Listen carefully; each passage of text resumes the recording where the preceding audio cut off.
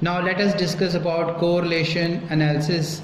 Correlation analysis, as its name denotes, that is there is a relation or coexistence and correlation. That means there may be two or more variables or two or more datas. So far we have studied one variable and we can't get to know what is the result, because without comparison we are not able to justify that it is better or best. So first of all we have to relate it, we have to compare it with other data.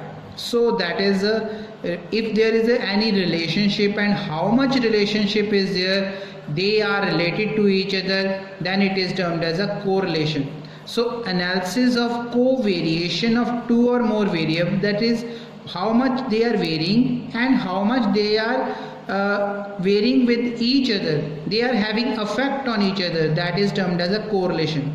So correlation can be said to be that it is first of all we will have the data about their relationship, then we will test that is important, significant or not, then what is the cause and effect relationship, causation. So first of all we will explain about the relationship, how much they are having effect upon each other, how much they are elastic to each other. So that is the correlation. If we are talking about the correlation, what is the significance of correlation, importance of correlation? Correlation is that we are having two or more variables and they are having a relationship like price and supply, income and expenditure, so they are related to each other. When we are talking about two variables, they are closely interconnected, they are having effect on each other, then we will calculate that delta or that ratio in which they are varying to each other, that in the regression. So correlation is the basis for regression. Correlation contribute to the economic behavior, how critical it is, how they are depending upon each other, their effect on each other. So economics are requiring this information for their purpose. So it is also needed for the progressive development. When we are talking about the science and philosophy, in case of science, relationships are very important, that this chemical composition will affect upon this. So there is a relation, there is a data which is giving the trend. Philosophy of the person and society is also depending upon the correlation. So correlation is different thing and causation is different thing.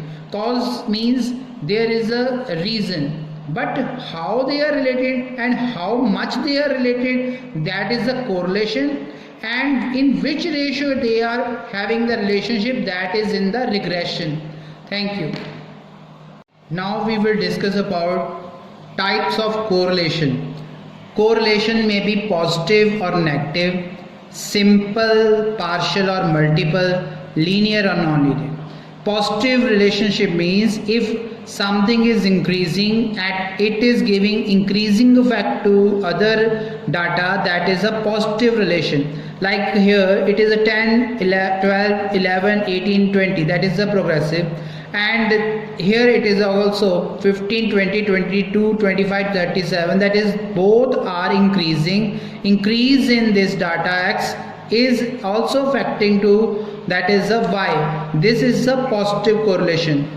And negative correlation, when we are talking about opposite relationship, that suppose it is a decreasing, x is decreasing from 100, 90, 60, 40, 30, and other way y is increasing. This is opposite to each other, that is a negative relationship is there. So positive correlation and this is a negative correlation. Simple correlation, when we can easily understand this relationship, that it is increasing or decreasing, whatsoever ratio is there, but that is a correlation, is positive or negative. This is simple correlation.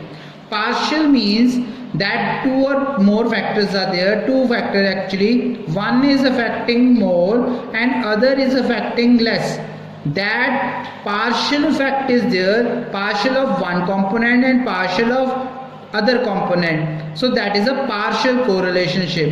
When we are talking about multiple correlationship, there are lot many factors and among them we are having relationship, so they are having multiplicity of causes which are affecting to the data, so that is a multiple correlation. When we are talking about the linear correlation, that is data is increasing, other data is increasing, this is a linear correlation. We can make a proper line, and if it is a non-linear, that is a collinear, or it is, you can say, curving, that is a non-linear means curvilinear. So data may be positive, simple and linear relation, or it may be curving relationship, that is its theta is changing, its ratio of difference is changing. Now let us move toward the method of studying correlation. Correlation is further having to calculate the correlation. There are four methods: scatter diagram method, Karl-Pearson method, Spearman-Rank correlation method, and method of least squares. First of all, scatter diagram method. Scatter diagram method, we will simply put dots on the data, that is the x data and y data. This is having opposite relationship, that's why it is a negative correlation. And if it is spreading like that, data is spreading like that, that is it is not having a linear line or it is not having any fixed line relationship, then it is high degree positive relation and high degree negative relation between both datas. Then we are having scattered data, which is not only having the non-linear position but also scattered in large area like that. So if it is like that, that is a low degree of correlation because it is moving upward actually. If it is moving downward from the left to right, it is a low degree negative correlation. And if data is spreading all over the universe, then it is no correlation. Somewhat it is up, somewhat it is down. That means whole data is not having any relationship. This is termed as a no correlation or zero correlation. So taking example over here, we are having data and we have put it in the diagram like that, but that is a scatter diagram method. So next we will discuss Karl-Pearson